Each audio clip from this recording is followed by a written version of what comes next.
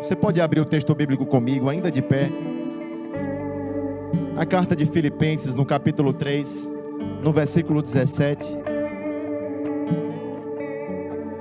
Aleluia. Aleluia. Se você ama a palavra de Deus, diga isso.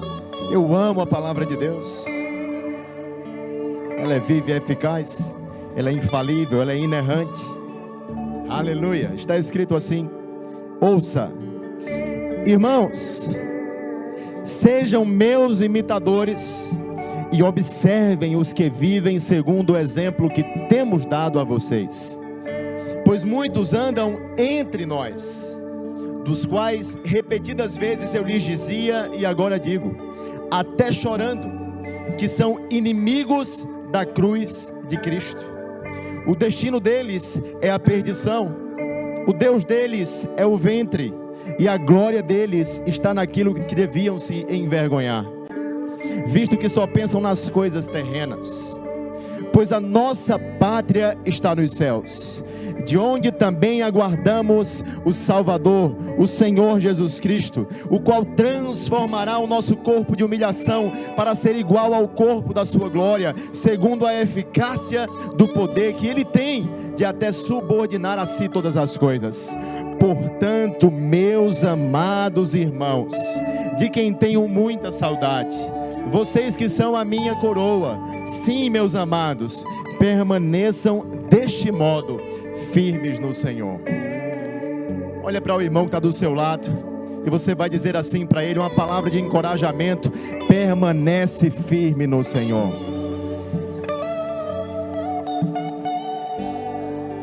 Fecha os teus olhos, curva a tua cabeça. Pai, nós consagramos a Ti as nossas vidas.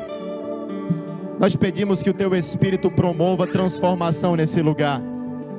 Nós pedimos, Pai, que o Teu amor nos constranja a dar respostas ao Senhor, dignas da vocação que nos foi conferida em Cristo Jesus. Estamos posicionados num lugar de honra, num lugar de glória, e não podemos desprezar este fato, mas precisamos andar à altura, e somente pela Tua graça conseguiremos. Somente, Senhor, pelo Teu Espírito conseguiremos. Mortificaremos os feitos da nossa carne, que é maldita, que carece do Senhor, mas nós submeteremos o nosso espírito a Ti, e daremos a Ele o controle, o governo das nossas vidas, porque a Tua palavra nos diz que se nós semearmos no Espírito, do Espírito colheremos vida e paz. Porém, se semearmos na carne, da carne colheremos morte e corrupção. Nós decidimos semear em Ti. Nós decidimos semear na Tua presença. Nós decidimos firmar e fincar os nossos pés sobre a rocha. E sabemos que não seremos abalados, confundidos ou enganados. Que os nossos olhos estejam em Ti, os nossos ouvidos atentos, os nossos corações abertos, em nome de Jesus. Você diz amém? Toma o teu assento, por gentileza. Louvado seja Deus, irmãos, pela vida de vocês. Estou com grandes expectativas para compartilhar o Evangelho com vocês. E eu espero que a mesma expectativa também esteja no seu coração. Amém? Bom, queridos, este texto que nós lemos, ele é mesmo intrigante. Ele vai mexer contigo, tal como mexeu comigo, do começo ao fim.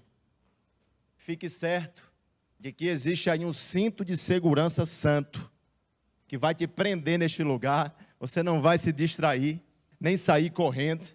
Você vai aqui receber medida cheia do que Deus preparou para você. Amém? Então fica pronto, atento, diligente.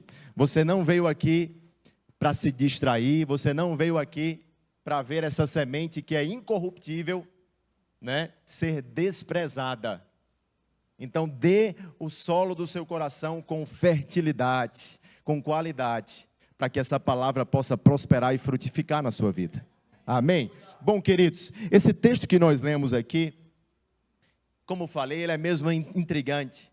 Se nós observarmos bem, eu peço que você deixe a sua Bíblia aberta, por gentileza, neste texto, porque sobre ele nós caminharemos do começo ao fim dessa mensagem. Você vai perceber ali, se voltar alguns versículos, ainda no começo do capítulo 3, que Paulo está alertando a igreja de Filipos. Para critério mesmo de elucidação, a igreja de Filipos, ela foi plantada e fundada pelo apóstolo Paulo em sua segunda viagem missionária. E agora ele está lidando com alguns problemas nessa igreja. Olha só, não estamos falando da igreja do pastor fulano de tal. Estamos falando da igreja do pastor Paulo, irmãos. Ninguém menos do que o homem talvez mais relevante da história do cristianismo depois de Cristo. Amém? E nessa igreja havia problemas. Uau, como assim? Sim, irmãos, na igreja existem sim problemas. E a partir do momento, queridos, que você chega nela, deixa eu te falar, você tem que estar consciente de que embora nesse lugar existam pessoas imperfeitas, e sim, existem muitas, a começar de mim, amém? Mas nesse lugar existe alguém que é líder e aperfeiçoador da nossa fé. Existe alguém que é autor e consumador dela, e os nossos olhos precisam estar firmes nele. Existem muitas diferenças entre nós, mas existe uma coisa que é comum a todos, é a fé no nosso Senhor e Salvador Jesus Cristo. É isso que nos une, irmãos. É isso que nos deixa conectados com a razão da nossa fé e da nossa esperança. Amém? Então, queridos, quais eram estes desafios que Paulo estava lidando? Ele estava lidando, por exemplo, irmãos, com um grupo de legalistas, chamados nas Escrituras de judaizantes, que estavam querendo levedar a massa do evangelho da graça. Mas também não apenas com estes, ele estava também lidando com os libertinos. Aqueles irmãos que desprezavam a graça de Deus, tornando-a barata e sem valor. E apoiados neste suposto lugar onde somos livres da condenação do pecado, eles estavam vivendo a vida do jeito que eles queriam. Sem limites éticos, morais, espirituais. Estes eram os libertinos.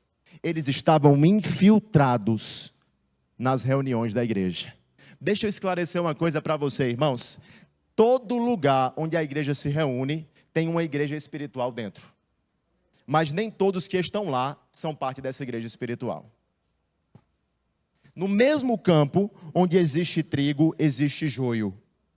No mesmo canto onde estão os bodes, muitas vezes estão também as ovelhas. Você precisa entender isso. Você precisa entender, queridos, que esse lugar, queridos, ele é santo porque os santos estão aqui. Mas ainda, queridos, que os santos estejam nesse lugar, existem também pessoas que não estão com boas intenções. Existem pessoas que estão comprometidas não com o plano de Deus, mas são pessoas, muitas vezes, que são filhas do diabo e estão comprometidas em desviar os crentes do caminho da verdade. Paulo está dizendo, eles estão entre nós. Você entende isso? Escute isso. Ele começa dizendo por 3 vezes, repete a palavra cuidado. Isso. Foi tudo combinado. Coisa linda, né? Meus irmãos, cuidado. E ele começa dizendo assim, cuidado com os cães. Depois ele fala, cuidado com os maus obreiros. E por último ele fala, cuidado com a falsa circuncisão. Então ele está aqui, queridos, ele está aqui militando contra os maus obreiros, mas também contra a má doutrina, a falsa doutrina. Escute isso. Em cada uma, queridos, destas assertivas que aqui falamos, ele estava combatendo falsos mestres. A princípio, deste capítulo 3, especificamente os judaizantes, que propagavam uma doutrina diferente da doutrina de Cristo. Eventualmente, irmãos, esses homens apareciam naquela igreja destilando o legalismo, tornando os preceitos de Deus ainda mais pesados, acrescentando usos e costumes humanos, conjecturas humanas. E deixa eu te falar, esse evangelho não precisa de conjecturas nossas. Se a gente acrescentar qualquer coisa que seja nossa, meu irmão, a gente vai estar pervertendo o conteúdo dele. Essa palavra ela é suficiente para a sua salvação e para a sua santificação também. Amém? Então, irmãos, agora, especificamente desse verso 17 até o capítulo 1, versículo 1, que nós lemos a princípio, Paulo ele está confrontando um outro extremo. O irmão Reagan, ele diz em um dos seus livros o seguinte, que o diabo mora nos extremos. E eu não sei se você já parou para pensar, mas a gente tem uma mania, né, ou uma tendência da carne, de nos enveredarmos para algum extremo. E às vezes até para oferecer resistência àquele outro extremo, a gente se torna mais extremo do que eles, sendo que lá do lado oposto. E o lugar, queridos, que Deus quer nos colocar é um lugar de equilíbrio, é um lugar de moderação, é um lugar de prumo na sua verdade. Você entende isso? Então, irmãos, agora Paulo está lidando com estes libertinos. A partir do verso 17, ele está falando com um grupo de infiltrados que estavam ameaçando a pureza da igreja, que estavam ameaçando a saúde da igreja. Eram homens imorais, eram homens glutões, eram homens idólatras. Para pensar comigo. Se os legalistas que ali estavam sendo representados pelos judeus insistiam nessa história de que a salvação era conquistada por meio das obras da lei, como era o caso da circuncisão, como era o caso da guarda do sábado e etc. Por um outro lado, os libertinos ali representados pelos gentios, ou seja, os não-judeus, eles pregavam que uma vez que eles eram justificados pela fé, então eles podiam viver uma vida desgovernada. Aí eu pergunto para você, quem é que está certo no final das contas? Nenhum. Amém? Nenhum deles, irmãos. Não é este o caminho proposto pelo Evangelho. E quando nós tornamos os preceitos de Deus mais pesados do que eles são, sabe o que acontece? A gente se envereda no legalismo. Porém, se nós tornamos os preceitos de Deus mais leves e suaves, nós sucumbimos à libertinagem. Por isso preste atenção em todo o conselho de Deus, sem tirar nem pôr. Submeta-se a essa palavra que é a verdade, que é suficiente, que é transformadora. Mas curiosamente, queridos, enquanto a primeira ameaça dos legalistas se dava de fora para dentro, a gente leu aqui há pouco, e eu mencionei isso, que essa segunda ameaça por parte dos libertinos estava acontecendo onde? Dentro, no seio da igreja, irmãos. Dentro dela. Eu sei que popularmente o diabo ele ganhou o posto de maior adversário da igreja, é ou não? De maior adversário do crente, e é por isso que eu fico perplexo. Sabe por quê? Porque nesse texto, os inimigos da cruz de Cristo não é o diabo e os seus demônios. Paulo está falando de gente. E que tipo de gente é essa? Eu vou falar para você durante essa mensagem. Mas para pensar como isso é profundo. Os inimigos da cruz de Cristo, segundo o apóstolo Paulo, não são aqueles que estavam nos lugares impróprios, nas baladas, nas bocas de fumo, nos prostíbulos. Quais são os lugares que nós reputamos como impróprios? Bem, estes não são os lugares os quais o apóstolo Paulo estava se referindo ao tratar dos inimigos da cruz de Cristo. Os inimigos da cruz de Cristo, na verdade, queridos, eles estavam infiltrados. Eles eram aqueles que conheciam a cruz, mas a desprezavam. E não somente isso, influenciavam os irmãos da igreja a se desviarem do caminho eterno. Estes eram os inimigos da cruz de Cristo. Eles não estavam lá, eles estavam dentro. Por isso, queridos, o apóstolo Paulo vem dizendo: acautelai-vos.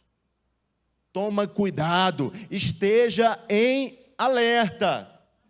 Às vezes a gente vem para a igreja, queridos, eu sei, esse é um lugar mesmo precioso, valoriza esse lugar, valoriza a sua congregação, queridos. Aqui você tem sido nutrido, equipado para cumprir o seu propósito, é ou não é?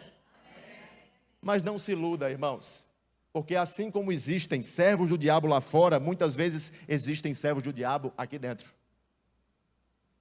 Misericórdia, pastor. Sair de casa para ouvir uma coisa dessa? Eu estou pregando o que está escrito.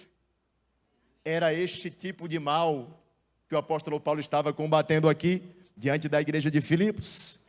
E sabe, irmãos, é possível que nós percebamos estes tais inimigos da cruz, quando, por exemplo, existem pessoas que tornam mais flexíveis a proposta do evangelho. Eles talvez estejam sentados do nosso lado dizendo assim: tu está ouvindo o que esse pastor está falando? Ele é muito radical. Não é para isso tudo não. Olha, eu não fiz a metade do que ele disse e a minha vida está boa toda. Eles estão sentados do seu lado e ouvindo o evangelho da cruz, eles dizem, isso é coisa da antiga aliança.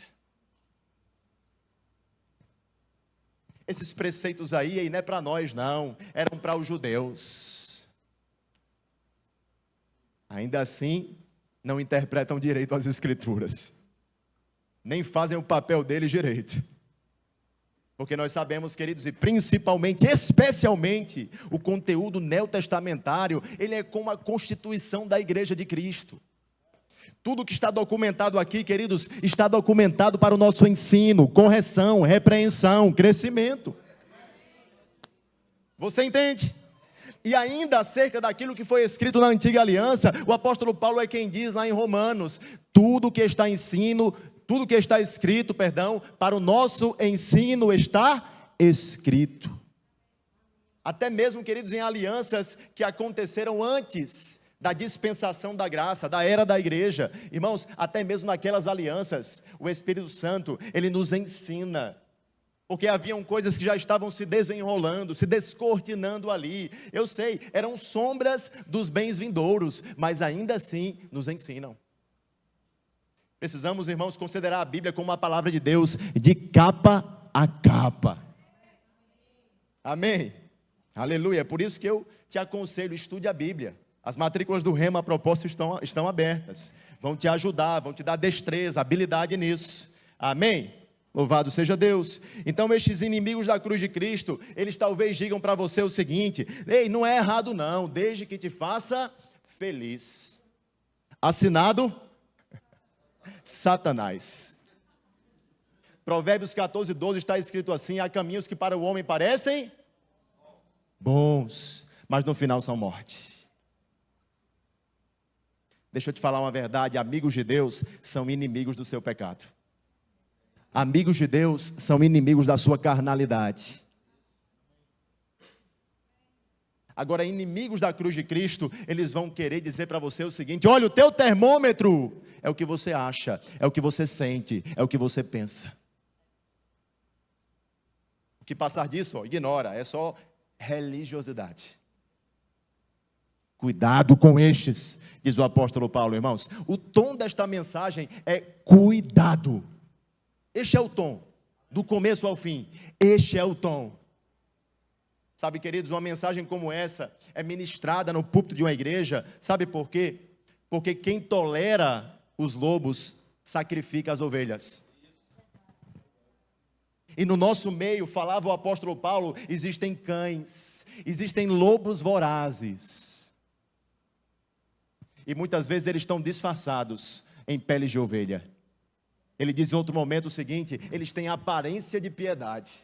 Ou seja, eu começo a pensar aqui comigo mesmo, eles às vezes estão com mãos levantadas, eles estão dizimando e ofertando, às vezes eles estão ceando, às vezes eles estão fazendo o que todo o resto do rebanho faz. Mas em dado momento, sabe o que acontece? Eles tragam as ovelhas, eles corrompem o rebanho. Eles afastam a ovelha daquele lugar onde ela é protegida, ensinada, nutrida, e então eles devoram. Cuidado com estes, diz o apóstolo Paulo, fuja deles, se você não quer perder a sua alma. Vejamos então, queridos, como o apóstolo Paulo ele trata essa problemática, que ainda nos dias atuais continua oferecendo riscos à saúde e à pureza da igreja. Volta ao texto comigo, versículo 17. Irmãos, sejam meus imitadores e observem os que vivem segundo o exemplo que temos dado a vocês. Presta atenção, queridos. Olha isso, como é curioso. O mesmo homem que na carta aos Coríntios, ele dizia: sede meus imitadores, assim como eu sou imitador de Cristo. Agora ele está repetindo a dose, orientando a igreja de Filipos que observassem o seu exemplo, e não somente o seu, mas o exemplo também daqueles que estavam conectados com ele. Era o caso de Epafrodito, era o caso de Silas e outros membros da sua equipe ministerial que passaram por aquele lugar. Preste atenção numa verdade aqui, queridos. Dentro da igreja tem padrão para os fiéis, mas também tem pedras de tropeço.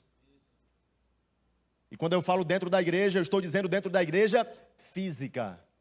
Porque na igreja espiritual pressupõe-se que todos estão copiando Jesus. Mas dentro da igreja física existem tanto canais de bênção, quanto também, irmãos, instrumentos do maligno. Cuidado com estes. Cuidado com estes, acautelai-vos. É a mensagem do Evangelho. Meus irmãos, sua vida, a vida de Paulo, ela respaldava a mensagem que ele pregava. É por isso que ele dizia: que autoridade, queridos, que propriedade. Ele falava: sejam meus imitadores, como eu estou imitando a Cristo. Deixa eu te falar uma coisa, é um desafio, é uma reflexão, mas para pensar, se alguém passar a copiar o seu procedimento, a sua conduta, a sua vida, a partir de hoje, no final das contas, ela estará mais parecida com Jesus ou não? No final das contas, queridos, se as pessoas que estão à nossa volta observarem bem, atentamente o nosso procedimento, no final das contas, testificará de que somos autênticos cristãos? Ou por acaso uma farsa? Sede meus imitadores, sede meus imitadores. Olhamos para isso e parece que é uma pretensa arrogância do apóstolo Paulo, mas não, é o dever de todo crente, irmãos. Parecer com aquele que ele adora, parecer com aquele que ele ama. Essas credenciais devem ser também achadas em nós, devem ser encontradas no nosso procedimento, na nossa família, no nosso trabalho. Tem que restar claro, queridos, diante de todos, que ali estão filhos de Deus, crentes em Jesus, guardados na santidade, na pureza, na justiça. Você está comigo? Aleluia! Então, queridos, a pergunta é: eu tenho vivido uma vida digna de ser imitada? Para pensar. Não interessa, é fato, aquilo que as pessoas pensam sobre você, mas interessa e importa muito o que elas pensam de Cristo quando olham para você. Não interessa o que pensam de mim, mas interessa o que pensam de Cristo quando olham para mim. Ou seja, se você se converteu e disse: a minha vida é da minha conta, você escolheu a fé errada. Porque a sua vida agora é da conta de Deus. E você é testemunho dele. E você é carta viva dele. E você tem que ser um outdoor de quem ele é. Andando em justiça, andando em integridade, andando em honra. Você entende? O apóstolo Paulo diz isso na carta aos Efésios: vivam uma vida digna da vocação que lhes foi feita em Cristo Jesus. Era justamente sobre isso que ele estava falando, queridos. Mas olha só o que ele diz: observem bem os que vivem segundo o exemplo que eu tenho dado, que nós temos dado a vocês. Paulo estava exortando a igreja de Filipos a imitar o procedimento de cristãos que eram maduros na fé. Deixa eu te falar, nesse lugar onde nós estamos reunidos, existem cristãos aprovados, existem cristãos maduros. Eu não estou dizendo que são cristãos perfeitos, senão já tinham sido glorificados, estavam agora, à destra de Deus, não apenas espiritualmente, mas, definitivamente. Presta atenção, queridos, mas nesse lugar certamente que existem padrões para os fiéis. Homens que você, às vezes, nem precisa que preguem no púlpito, mas você percebe na vida deles: isso é algo que eu quero para mim. É assim que eu quero tratar minha esposa, é assim que eu quero educar os meus filhos, é assim que eu quero me vestir, é assim que eu quero me portar, é assim que eu quero falar. Você tem padrões? Eu te pergunto, quem são os teus padrões? Porque, queridos, as referências de uma geração falam muito sobre ela. Mulheres, quem é o padrão de feminilidade de vocês? Homens, quem é o padrão de hombridade que vocês têm? Que nós temos. Sou homem também, afinal de contas. Quem é, irmãos? Pensa bem sobre isso. Porque, queridos, para onde nós voltamos os nossos olhos, existe um processo ali de mimetização, ou seja, imitação. Quanto mais próximo você está daquela pessoa que você admira, mais você vai ganhando as feições dela, os jeitos, os trejeitos. Preste atenção onde é que você está sentado, quais são as mesas onde você está. Você não foi chamado para viver na roda dos escarnecedores. Eu gosto de falar que vocês foram chamados, nós fomos, para habitar na roda dos esclarecedores. Amém. É nesse lugar que você tem que estar. Preste atenção, irmãos. Cuidado, cuidado. Mas no verso 18 tem uma coisa também que me deixa, inspirado. O zelo de Paulo o levava às lágrimas. E qual era o propósito disso? A defesa do seu rebanho. É o único texto, procure outro e me mostre no final do culto, que você vai ver o apóstolo Paulo chorando. É o mesmo apóstolo que já passou por naufrágios, prisões, açoites, que foi escorraçado. É o mesmo apóstolo, mas só uma vez está documentado o seu choro, o seu pranto. E qual era a razão? O sofrimento? Qual era a razão? Uma necessidade sua? A razão, queridos, era o cuidado com a igreja. A razão, queridos, era o desejo de Paulo de ver aquela igreja prosperando na verdade, andando no caminho da justiça. Olha que precioso isso, queridos. Eu quero te falar isso. O verdadeiro pastor, ele tem duas vozes. Uma voz é para chamar as ovelhas, mas outra voz é para espantar os lobos. Então não confunda as coisas. Ah, mas o pastor, ele acho que saiu, tem um irmão aqui da igreja que fala, saiu da skin, saiu do personagem. Quando a gente está engrossado no caldo, né? Aí tem irmão que fala, que é isso, pastor? A gente toma uma postura mais enérgica, posicionamentos mais firmes. Mas pastor, e cadê o amor? Está aí. Porque sem disciplina não tem amor. O amor não é permissivo, indiferente, neutro. É justamente porque existe ensino, disciplina e repreensão que existe amor. E o propósito da disciplina, queridos, não é a destruição, muito pelo contrário. É o crescimento. E Deus deseja isso para você. É por isso que você está na igreja, é por isso que você é submisso a lideranças. É por isso que você está debaixo de um pastoreio. Não é porque tem alguém melhor que você lá, não. É porque tem uma unção que está sobre a vida daqueles que o Senhor colocou sobre ti. E que essa unção, ela está te protegendo, promovendo, ensinando. Amém. Então Paulo, queridos, ele conta assim, olha só o que está escrito no texto. Verso 18, logo no começo. Pois muitos andam entre nós. Quero chamar a sua atenção. Muitos. Não são poucos, não são alguns. Muitos. Muitos. O apóstolo Paulo fala que andavam de forma tortuosa. Porém, queridos, o fato deles serem muitos não significava que eles estavam certos. Você tem que entender aquela teoria que a sua mãe te ensinou. O que é que ela te disse? Você não é todo mundo. Crente, cuidado com a maioria. Não é porque, queridos, tem uma turma falando mal de alguém, fofocando, destruindo a fama e a reputação de alguém, que você tem que estar. Não é porque existe gente fazendo aquilo que não presta que você tem que fazer. Não é porque existe, queridos, um lugar onde a promiscuidade está imperando que você tem que habitar. Preste atenção nisso. Cuidado com a maioria. Note, a maioria ficou fora da arca.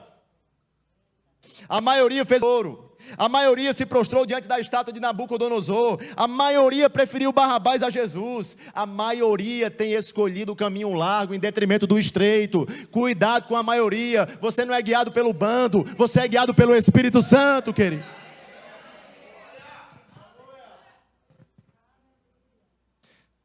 Essa mensagem é muito mais atual do que nós podemos imaginar. Eu pergunto, seria possível encontrar no hall de membros das nossas igrejas pessoas que são tão mundanas quanto o mundo que elas condenam? A resposta, infelizmente, é sim. E eu falo isso com profundo pesar, irmãos, com tristeza. Porque estas pessoas que foram alvo do amor e da misericórdia de Deus, deviam se vestir de pureza, de santidade, e não desprezar essa cruz, e não desprezar esse preço que foi pago por nós. Deviam viver uma vida digna do Senhor. Mas note, o apóstolo Paulo ele passará a qualificar quem são esses tais inimigos da cruz.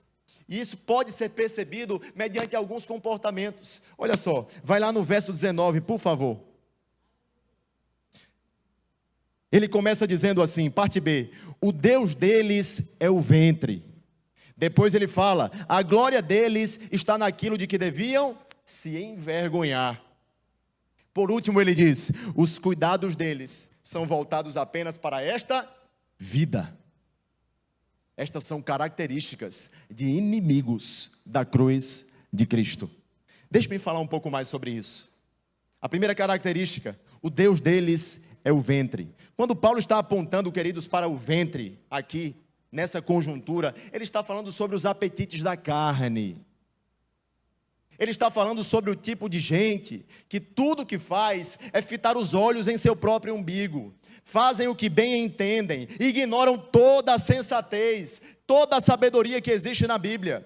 Comportam-se de forma a ser senhores do seu destino. Ué, queridos, eu e você fomos comprados pelo sangue de Jesus ou não? Você não é mais senhor do seu destino, não. Não é mais a sua vontade que deve preponderar, não. Não é mais o que você pensa que importa, é o que está escrito. Nós somos comprados por um alto preço. Nós somos templo do Espírito Santo. Ele tem nos dirigido, queridos. Ele tem que comandar a sua vida. O que você pensa, o que você faz, o que você fala, o que você veste. É Ele, irmãos. Nós precisamos estar debaixo desse lugar de submissão. E é interessante que no momento em que alguém torna o seu bem-estar e a sua própria vontade como sendo o centro da sua vida, essa pessoa está destruindo os seus relacionamentos, tanto de forma vertical quanto de forma horizontal.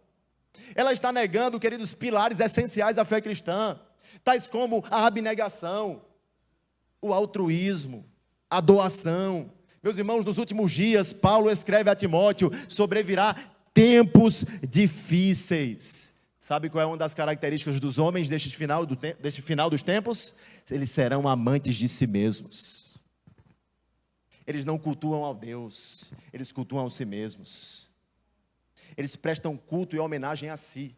E no momento em que Deus discorda do que eles pensam, eles ficam com o que eles pensam e não com o que Deus fala.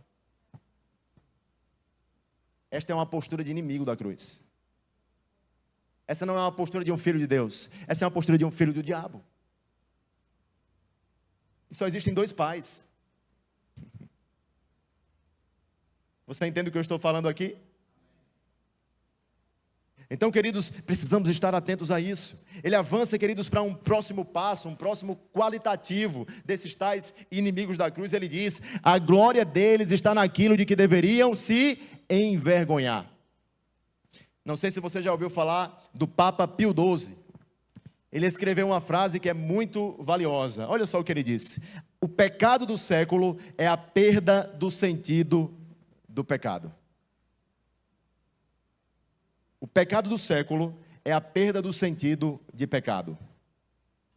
Deixa eu te falar, irmãos, nos dias de hoje, falsos mestres estão transformando pecados em outros adjetivos, em outras coisas, só para dar uma maquiada e não ferir tanto o ego da sua pretensa igreja. Não, isso aqui vai ferir muito o rebanho, o povo não vai ficar. Isso aqui não vai dar quórum não, a igreja não vai lotar. Estão pregando para ter a igreja cheia e não para ter o inferno vazio. Ei, querido, quando Deus propõe ao meu coração, e eu proponho para você uma mensagem como essa, o meu objetivo, deixa eu te falar, é povoar o céu, não é encher a igreja não. Encher a igreja é consequência. Mas um pregador do evangelho fiel, ele tem que pregar para povoar o céu e não para lotar a igreja.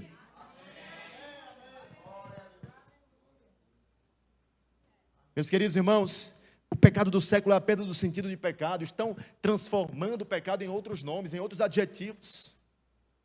Às vezes estão dando desculpas nos temperamentos, nos diagnósticos. Porque nós vivemos a glamorização dos diagnósticos na nossa geração, é ou não é? Não quero desprezar o avanço científico, da psicologia, da terapia. Faça se você precisar. Mas escute, estão fabricando diagnósticos por aí. E às vezes esses diagnósticos são apenas camuflagens para a omissão que existe nos homens. Não querem assumir os seus BOs e procuram então algum subterfúgio para dizer: é por isso que não está funcionando na minha vida. É por isso que eu não estou avançando. Que história é essa, rapaz? Você é nova realidade em Cristo Jesus. Você é o que Ele disse que você é. Comece a se vestir da sua real identidade. A relativização moral é uma agenda do Deus desse século, irmãos. Olha só o que falava Isaías há milhares de anos atrás. Abre comigo lá no capítulo 5, no versículo 20. Esse texto é mesmo um diagnóstico da nossa geração. Olha isso. Isaías 5, 20.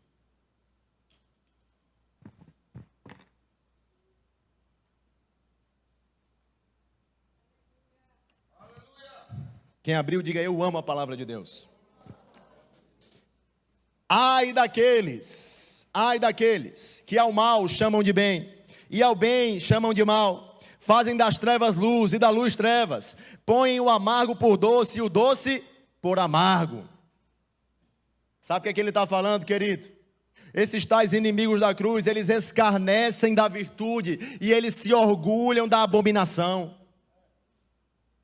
Você deve conhecer alguém, eu pelo menos conheço, alguém que se diz crente, alguém que se diz irmão em Cristo, mas ostenta a sua impiedade diante de todos, querendo passar uma impressão de que ele é forte, que ele é maduro e sabe os seus limites, mas está envolvido em bebedeiras, está envolvido em jogos de azar, fornicando, dormindo com a namorada, está envolvido com adultério.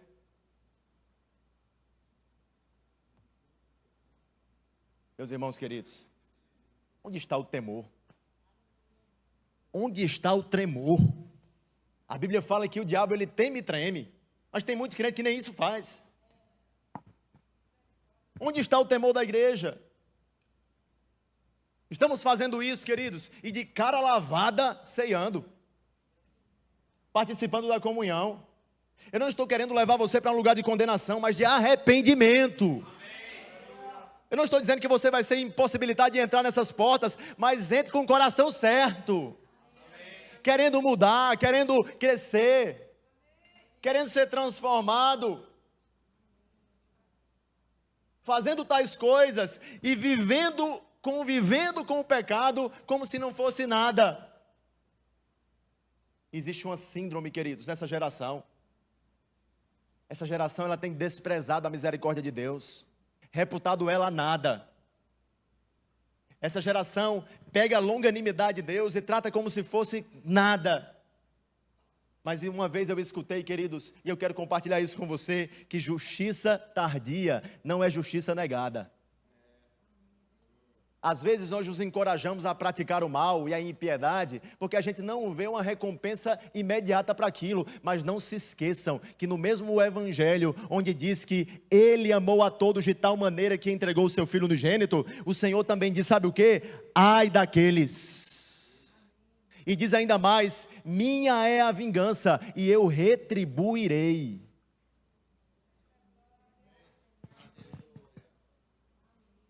Onde está o nosso temor, queridos? Onde está o nosso temor, igreja? Chamam a sua hipocrisia de retidão, apontam para as faltas dos outros e em secreto acariciam seus pecados de estimação. Julgam-se que estão vivos, mas na verdade estão mortos em seus delitos e pecados. A única forma, queridos, eu quero te dizer, de você resistir às narrativas deste século, é você fugir da superficialidade na fé. É você pegar aquela Bíblia que está cheia de poeira e começar a aplicar nela a sua vida. E começar a considerar cada uma daquelas ordenanças e daqueles mandamentos como sendo voz de Deus para guiar você. Não como sendo um livro qualquer. Porque, queridos, alguém que anda de forma ignorante quanto ao plano de Deus que está na Escritura, é um prato cheio para o diabo. Ora, irmãos, se o diabo foi capaz de perverter um terço dos anjos no céu, o que é que ele não pode fazer com a igreja que não lê a Bíblia?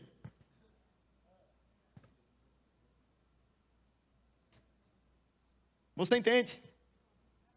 Começa a fazer dessa palavra, queridos, o teu alimento. Assim como você precisa de alimento para o seu corpo, começa a dar nutrientes para o teu espírito, meu irmão. Começa a dobrar os teus joelhos de dia ou de noite, mas faz alguma coisa em nome de Jesus. Não me ignora. Não apagueis o Espírito Santo. Não entristeçam o Espírito de Deus. Nós não vivemos segundo as realidades modernas, irmãos. Isso nunca foi o que guiou a igreja. Na verdade, para o mundo, nós nos comportamos como antiquados. Para o mundo, nós somos quadrados. Mas deixa eu te falar, eu prefiro ir quadrado para o céu do que redondo para o diabo, para o inferno. Eu prefiro ir quadradinho para o céu do que redondo para o inferno. Porque é para lá que se desce redondo, você entende? Quem pegou, pegou, irmãos. Amém? Aleluia. Nós não seguimos tendências, irmãos. O que é que está na moda, né? O que é que estão fazendo hoje aí, neste século, neste mundo? Vou me vestir igual, vou me portar igual, vou me comportar igual. Qual é o teu parâmetro? Qual é a tua regra de fé e de prática? Olha para o lugar certo. Olha para a palavra, olha para o Senhor.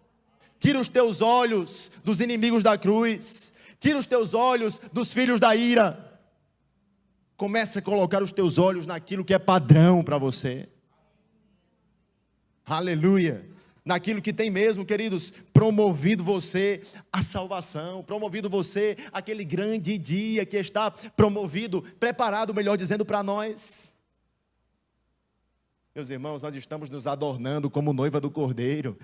Nós estamos nos embelezando, e a gente não faz isso com maquiagem, não é misericórdia, não é com vestido, não, irmãos, essa analogia é justamente com pureza, com santidade, são as nossas vestes para aquele grande dia.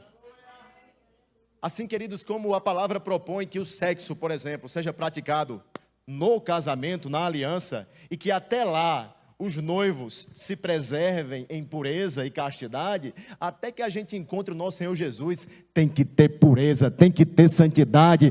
Guarde-se das iguarias deste mundo. Guarde, meus irmãos, dos manjares da Babilônia.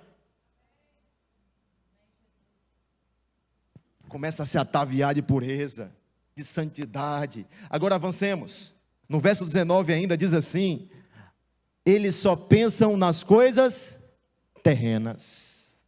Meus irmãos, os inimigos da cruz de Cristo, eles vivem sem a dimensão da eternidade. É justamente o que significa viver de acordo com as coisas deste século. Desprezam que existem o porvir. Despreza que este Deus que prometeu que viria e veio, prometeu que voltará e voltará. E Ele está promovendo, preparando, queridos, um novo céu, uma nova terra. Mas sabe qual é o ingresso para lá? Santificação. A Bíblia fala que sem santidade ninguém verá o Senhor. A salvação que nós herdamos pela fé e pela graça, queridos, ela foi recebida no Espírito, mas o apóstolo Pedro, ele diz: desenvolvei a vossa salvação com temor e tremor. Ah, já estou salvo, agora eu vou fazer o que eu bem entender. Está salvo não. Porque quem está salvo se santifica. Porque quem está salvo se prepara para este grande dia. Quem está salvo vive de forma vigilante. Orando e vigiando para não cair em tentação, irmãos. Acho interessante que quando a gente ora o Pai Nosso, a gente pede por tantas coisas. A gente ora pelo nosso pão, né? As nossas necessidades. Agora a gente ignora o que diz no fim: livra-me do mal. E nas minhas tentações. Deixa eu te falar, irmãos. Qual é o empreendimento mais importante da sua vida? Será que você tem vivido apenas para enriquecer nesse mundo? Será que você tem sido daqueles que ajuntam tesouros para a eternidade? Ou daqueles que estão apenas ajuntando tesouros para esta terra? Nada contra você ter os seus investimentos, desde que sejam honestos, é claro. Nada contra você, né, ter as suas aplicações, os seus imóveis, um bom carro, uma boa casa. Conforto é legítimo, é lícito, é ou não é? Claro que sim. Mas qual é o propósito da tua vida? Mas você tem vivido com a dimensão da eternidade? Mas você está atento às prescrições da palavra de Deus? Um homem chamado Charles Spurgeon, ele disse certa vez o seguinte, que quanto mais do céu tivermos no nosso coração, menos da terra nós cobiçaremos. Quanto mais do céu tiver no meu coração e no seu, menos da terra nós cobiçaremos. Diga, uau! É exatamente isso. O apóstolo Paulo, falando aos Coríntios, ele disse certa vez o seguinte: se não há ressurreição, comamos e bebamos, porque amanhã morreremos. Olha o que ele fala, ele está, aqui intrigando o povo, mexendo com eles, ironizando até. Mas, irmão, se a eternidade fosse uma utopia, para pensar, faria sentido a gente viver como um hedonista. O que é que um hedonista faz? Ele cultua os prazeres da carne. Ora, se não tem salvação, se não tem uma eternidade preparada para nós, eu vou fazer o que eu quiser, o que der na telha. Mas deixa eu te falar, vai ter um céu, vai ter um inferno. Isso não é história que a gente conta para assustar o mundo. Isso não é um conto da carochinha. Isso é o evangelho puro e simples.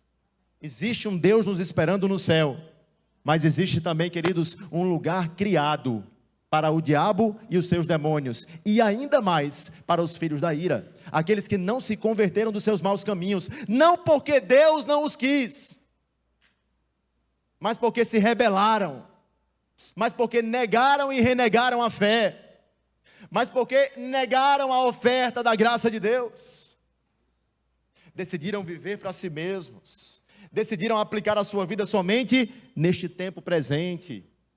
Ei, meu irmão, não vai ter acréscimos não, eu estava falando isso hoje de manhã. Não vai ter acréscimos não, meu querido. Não tem purgatório não, não tem uma segunda oportunidade não. O autor de Hebreus fala o seguinte, que ao homem está decretado morrer apenas uma vez. E depois disso vem o quê? Purgatório? Não, é o quê? Segue-se o juízo, irmãos. Juízo para vivos e para mortos. É bem verdade que aqueles que estão vivos para Deus, estarão à destra do Pai, provarão das suas delícias perpetuamente. Mas, queridos, aqueles que não estiverem nesse lugar, infelizmente, não é porque Deus é mau, é porque eles decidiram permanecer na maldade. Na verdade, Deus ele é tão bom e tão justo, que Ele julgou a todos de forma imparcial. Me diga uma coisa, o que é que se espera de um bom juiz? Imparcialidade. Que ele julgue corretamente, que ele recompense o bem e o mal adequadamente. É isso ou não é? Você acha que Deus é um bom juiz? Juízo e justiça são a base do seu trono. Não podemos ignorar esta verdade nos dias de hoje, queridos. Fique atento, porque a Bíblia fala de forma expressiva, de forma taxativa, o destino destes quem? Dos inimigos da cruz de Cristo, é a perdição. Perante cada uma dessas condutas que aqui nós citamos, essas três que mencionamos, a sentença é a mesma. Qual? Perdição. Ouça isso, o pecado te leva mais longe do que você quer ir. O pecado te mantém mais tempo do que você quer ficar, e ele te custa mais caro do que você pode pagar. E este pecado, queridos, muitas vezes, ele não vem como num de repente, eita, caí.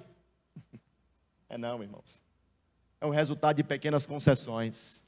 Eu gosto de falar que o crente, ele não cai, ele vai caindo. Ele vai fazendo concessões aqui, ele vai sentando em rodas ali, ele vai se aproximando ali das ocasiões da carne. Ei, irmãos, olha que hipocrisia muitas vezes a nossa, eu vou me incluir nisso. A gente ora para o Senhor dizendo o seguinte: Senhor, livra-me das minhas tentações. Porém, enquanto a gente ora isso, a gente vai correndo para as ocasiões de pecado. Ei, meu irmão, se você está brincando na beira da piscina, você está esperando ser molhado. Fuja de lá, preserve a sua alma, preserve o dom da justiça, preserve esse tesouro valioso que foi compartilhado com você. Essa é uma mensagem de cuidado para a igreja. Essa é uma mensagem de alerta, queridos. Olha só o que diz a W. Tozer, ele fala: a vaga esperança de que Deus seria bom demais para punir os profanos vem se tornando um anestésico mortal para a consciência de milhões de pessoas.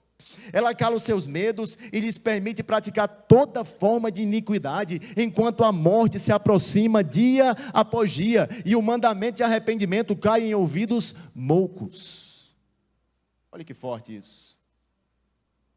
Deixe-me perguntar: seus ouvidos estão moucos? Você consegue ouvir? E quando eu faço essa pergunta, não estou falando sobre naturalmente, mas espiritualmente. Existe correspondência aí dentro de você? Porque sabe o que acontece com muitos de nós, irmãos? Justamente por conta do nosso procedimento recorrente na prática do pecado, nós muitas vezes estamos cauterizados. A gente não sente mais tristeza quando peca. A gente não sente mais aquele pesar, aquele contristamento. Sabe quando a gente percebe: eu feri a santidade do meu Deus? A minha comunhão com o Senhor não está da mesma forma. Deixa eu te falar, meu irmão, Deus está te convidando ao arrependimento. E quando foi que a gente deixou de pregar sobre arrependimento nos nossos púlpitos? Por que nós não temos falado sobre o pecado? Por que não temos falado sobre o inferno? Por que, irmãos? Se estas coisas são tão reais e perigosas, se esses riscos, eles são tão latentes, existem e têm tragado a muitos, precisamos pregar todo o conselho de Deus. Mas eu tenho uma boa notícia para você, porque se até aqui você tem sido ou comportado como um inimigo da cruz de Cristo, tem chance para você, tem salvação para você, tem reconciliação para você. Afinal de contas, Deus não tem prazer na morte do ímpio, mas em que ele se converta dos seus maus caminhos. Irmãos, a oferta de salvação, ela estará de pé até o último dia da sua vida. Mas eu te pergunto: você sabe quando é o último dia da sua vida? Por que está deixando para depois? Ah, pastor, mas eu não estou pronto. É a história da maioria. E o que eu te falo é o seguinte: você nunca vai estar. Eu não estava. Você não estava. Mas ainda assim, queridos, nós confiamos que, embora não estivéssemos prontos, o sacrifício já estava consumado. Ele já havia bradado daquela cruz: tetelestai, está pago, está feito. A proposta do Senhor não é santifica-se e seja salvo, é seja salvo e santifique-se.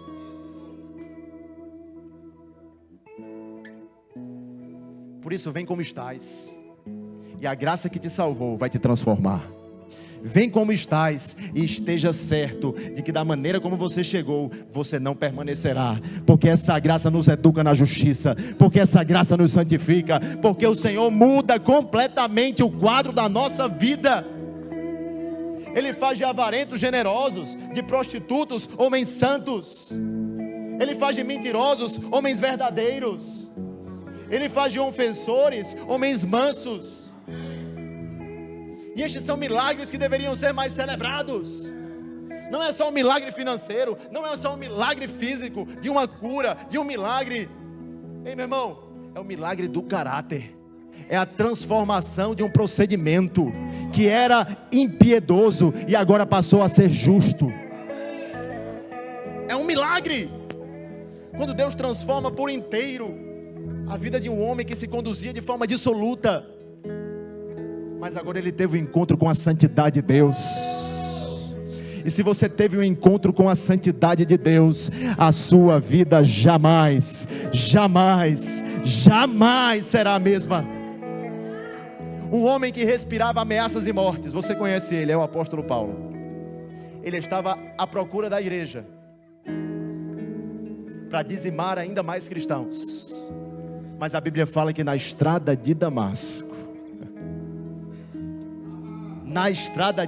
deixa eu te falar, tem sempre uma estrada de Damasco para cada um de nós. Estávamos comprometidos com o pecado, mas na estrada de Damasco o Senhor nos encontrou, o Senhor mudou a nossa sorte. O Senhor disse: você não é mais filho da ira, você é o meu filho, você é o meu amado, você foi criado para a justiça, você foi criado para a santidade, para o louvor da minha glória.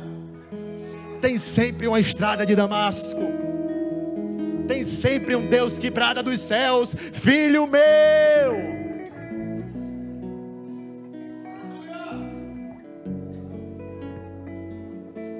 E interrompe caminhos de pecado, de iniquidade, de impiedade. E nós vamos arrematar isso juntos. Volta ao texto, por gentileza. Ele diz assim, versículo 20: proclamaremos essa verdade e então concluiremos. Pois a nossa pátria, perceba, este pois é a mesma coisa que entretanto, que porém, que todavia.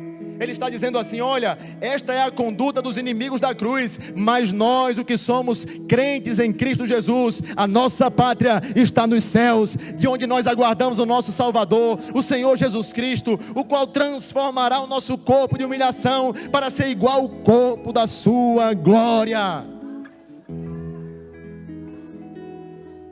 Glória a Deus, glória a Deus, glória a Deus. Queridos irmãos, assim como Filipos era uma colônia de Roma em um território estrangeiro, deixa eu te falar, a igreja é uma colônia do céu na terra. E antes de ser pessoense, brasileiro, o que quer que seja, você é cidadão dos céus. Não somos daqui, queridos. Na verdade, segundo a Escritura, somos forasteiros, somos peregrinos. Não podemos nos acostumar com a nossa passagem aqui. Não podemos nos apegar às coisas deste mundo como se fossem para sempre.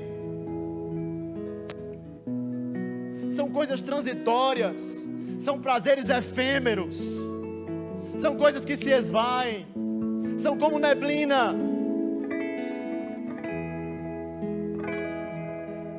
Mas tem uma água que uma vez que você beber, jamais você terá sede.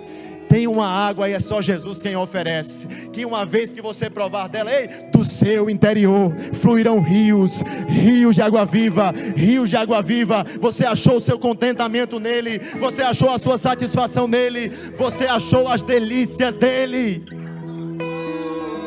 e você não consegue mais viver em outro lugar, porque quem chega no Santo dos Santos não sabe viver em outro lugar mesmo. Porque quem tem um encontro com este Deus da estrada de Damasco não consegue mais viver da mesma forma, não consegue mais perceber a sua vida como sendo controlada por si mesmo. Agora ele diz assim: Senhor, a minha vida é tua, Senhor, os meus pensamentos são teus, Senhor, tudo que eu tenho, tudo que eu sou pertence a ti. O que eu vier a ser, o meu futuro está nas tuas mãos, Senhor. Está nas tuas mãos, Senhor. Está nas tuas mãos, Senhor. Assim como, queridos, uma embaixada, embora esteja num lugar que não é o seu país de origem, lá dentro é como se fosse. Chegue na embaixada do Irã, nos Estados Unidos. Culturas completamente diferentes, religiões, costumes, é ou não é? Mas lá dentro se fala iraniano, se comporta iraniano, fala iraniano. Deixa eu te falar, irmãos, nós estamos de passagem aqui, nós somos o povo do Senhor, mas embora estejamos aqui, se fala como crente, se comporta como justo, anda em santidade, anda em justiça. E quem passa por nós vai perguntar: de onde é que você é? Você vai dizer: eu sou do céu. De onde é que você veio? Eu vim dele e voltarei para ele. Você está entendendo isso? Está na hora de você corresponder. Fique de pé. Está na hora de você agora oferecer respostas para Deus. Durante toda essa ministração, o Senhor está nos convidando: arrependa-se, arrependa-se, veja bem como andais. Para de olhar para mim agora, olhe para dentro. Examine-se o homem a si mesmo. Senhor, conduz-nos às veredas da justiça. Leva-nos, Pai, ao encontro com a sua glória. Brilha sobre nós a tua face, Senhor. Resplandece a sua Shekinah. Nos toca com a sua unção. Fere o nosso coração, Senhor, mas não fisicamente, eu digo, mas de amor por ti, como uma flecha no nosso peito. Que voltemos ao primeiro amor, Senhor. Que voltemos às primeiras obras, quando o nosso coração palpitava, quando éramos rápidos em entender o que não estava na tua vontade, e logo, prontamente voltávamos ao lugar da bênção, da proteção, da preservação, da comunhão contigo, Senhor. A tua igreja está aqui para dizer: nós nos arrependemos, Senhor. Temos vivido dissolutamente muitas vezes, temos nos comportado de forma indecente muitas vezes, de forma não condizente com aquilo que o Senhor pede de nós. Mas aqui nós estamos. Purifica-nos, Senhor. Que as brasas vivas do teu altar possam tocar os nossos lábios, possam tocar as nossas mãos, possam tocar cada membro do nosso corpo. Conduz-nos, Senhor, a esse lugar de temor e tremor, de onde muitos saímos. Querido, será que você pode adorar o Senhor? Será que o Senhor ainda tem as suas lágrimas?